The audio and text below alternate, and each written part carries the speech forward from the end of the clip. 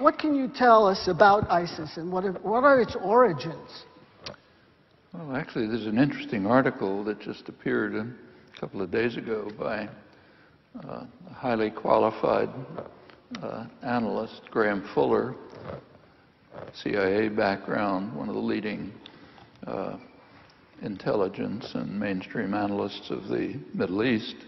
And the title is "The United States Created ISIS."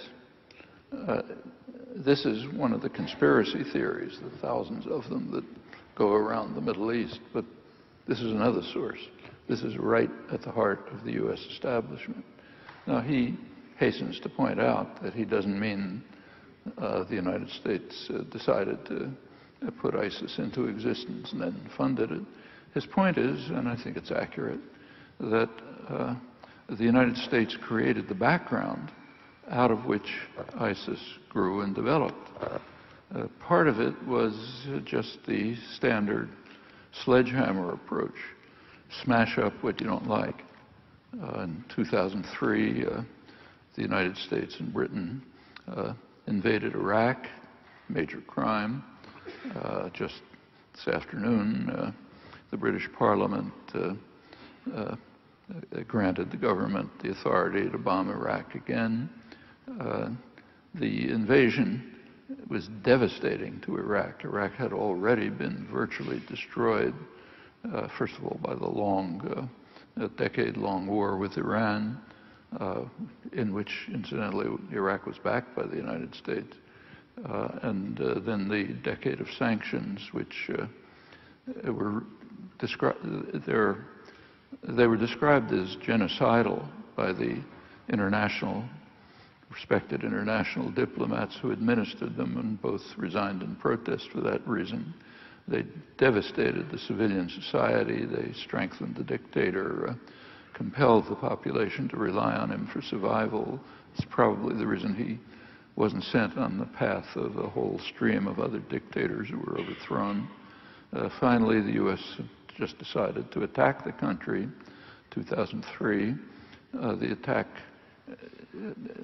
it's compared by many Iraqis to the Mongol invasions of 1,000 years earlier. Very destructive, hundreds of thousands of people killed, millions of refugees, millions of other displaced persons, destruction of the archaeological richness and wealth of the country back to Sumeria. And one of the effects of the invasion was immediately to institute sectarian divisions. Part of the brilliance of the invasion force, its director, Paul Bremer, was to separate the sects, Sunni, Shia, Kurds, separate them from one another, set them at each other's throats. Within a couple of years, there was a major sectarian conflict incited by the invasion, very brutal. You can see it if you say, look at Baghdad. If you take a map of Baghdad, say in 2002, it's a mixed city. Sunni and Shia are living in the same neighborhoods. They're intermarried. In fact, sometimes they say they didn't even know who was Sunni, who was Shia. It's like knowing whether your friends are in one Protestant group or another Protestant group. There are differences, but it was not hostile. In fact, for a couple of years, both sides were saying there'll never be Sunni-Shia conflicts. We're too intermingled in the nature of our lives, where we live, and so on. And by 2006, it was a raging war. Out of that conflict, then, was spread to the whole region. By now, the whole region is being torn apart by Sunni-Shia conflicts. And out of such conflicts, the natural dynamics of them, of a conflict like that, is that the most extreme elements begin to take over. And they had roots. Their roots are in the major U.S. ally, Saudi Arabia. That's been the major U.S. ally in the region as long as the U.S. has been seriously involved there. In fact, since the foundation of the Saudi state, it's kind of a family dictatorship, as you know. And the reason has a huge amount of oil. Britain, before the United States, had typically preferred radical Islamism to secular nationalism.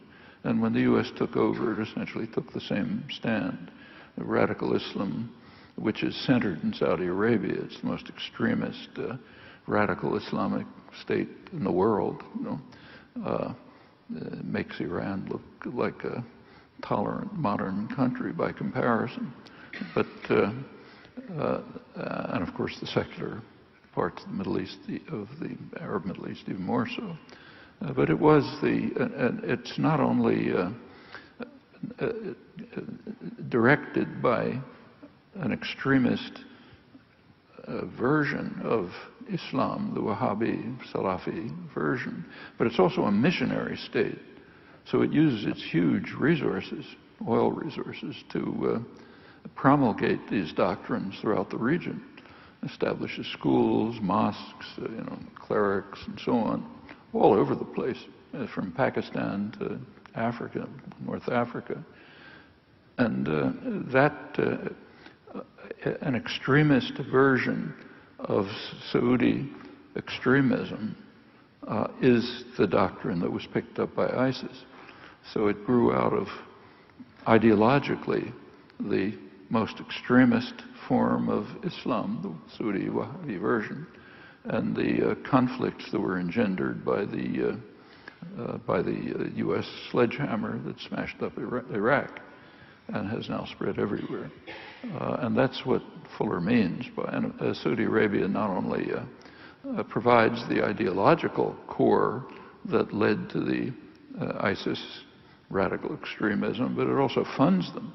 Not the Saudi government, but wealthy Saudis, wealthy Kuwaitis, and others provide the funding and the ideological support for these jihadi groups that are springing up all over the place. There are other. This attack on the region by the United States and Britain is the source of where this thing originates. That's what Fuller meant by saying the United States created ISIS. And you can be pretty confident that as conflicts develop, they'll become more, the more extremist, the more brutal, the harshest groups will take over. That's what happens when violence becomes the means of interaction. It's almost automatic. It's true in neighborhoods. It's true in international affairs. And the dynamics are perfectly evident.